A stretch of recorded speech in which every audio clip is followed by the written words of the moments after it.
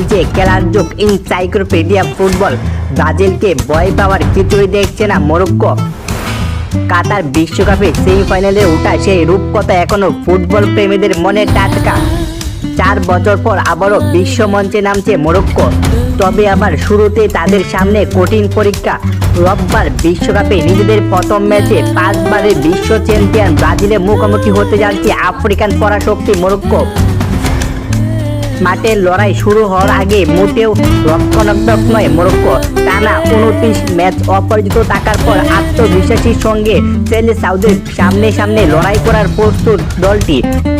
দলে Real বেটিসো midfielder Sufian আমরাবাদ তাই নিজেদের খাটো করে দেখছেন না।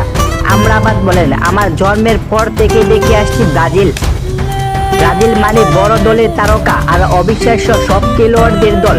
তাদের দলটা দুরন্ত এবং তাদের মনের প্রতি যথেষ্ট সম্মান রয়েছে। তবে আমরাও তৈরি মাঠে নিজেদের সবটুকু উড়াস করে দেব। অবশ্যই আমরা তাদের হারাতে চাই, কারণ নিজেদের যোগ্যতার উপর আমাদের পরিপূর্ণ আস্থা রয়েছে।